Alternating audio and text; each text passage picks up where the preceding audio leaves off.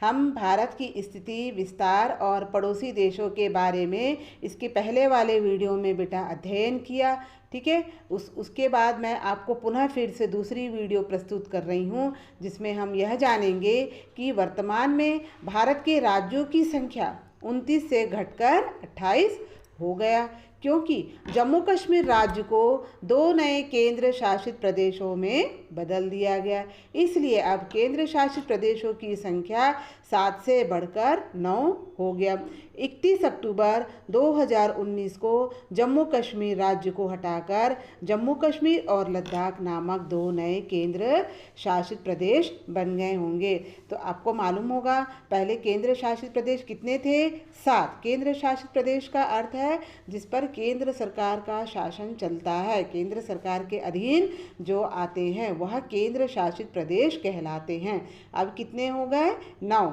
अर्थात वर्तमान में अब 29 की जगह 28 राज्य हो गए और 9 केंद्र शासित प्रदेश हो गए।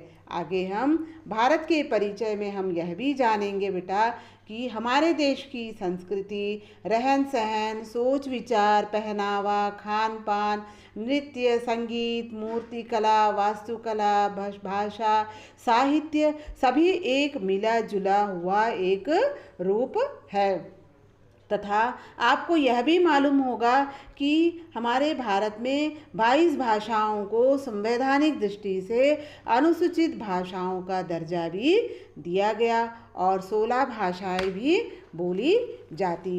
इसके अलावा सभी धर्मों का लोग यहाँ पर आदर करते हैं, रहते हैं। हिंदू, मुसलमान, ईसाई, सिख, बौद्ध, फारसी, जैन और यहूदी। इसके अलावा हम भारत के परिचय में यह भी जानेंगे कि भारत की संरचना, शैल, समूह, भू आकृति की भिन्नता अर्थात अपनी प्राकृतिक सीमाओं एवं भौतिक मानवीय विविधता के कारण भारत को एक उपमहाद्वीप कहा जाता है।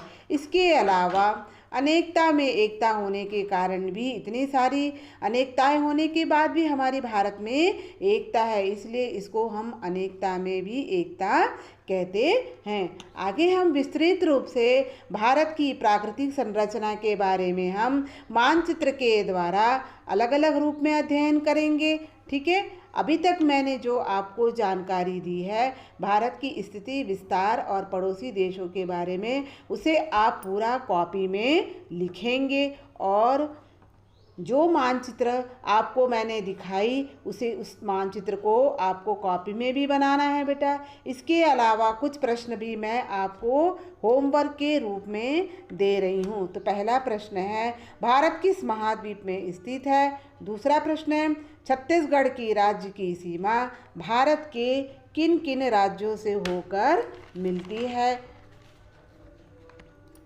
अगला प्रश्न है, भारत के मध्य कौन कौन सी अक्षांश रेखाएं और देशांतर रेखाएं हैं?